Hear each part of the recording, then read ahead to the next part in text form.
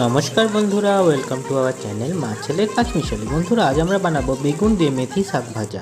দর্শক বন্ধুদের কাছে আমাদের বিশেষ অনুরোধ, আমাদের এই 1 মিনিটের শর্টস আপনারা পুরোটা দেখবেন। ফ্রাইং প্যানে সর্ষের তেল গরম করে তাতে কালো জিরে ফোড়নে দিলাম। এরপর দিয়ে দিলাম কেটে রাখা বেগুন, তাতে দিলাম সামান্য হলুদ ও পরিমাণ মতো নুন।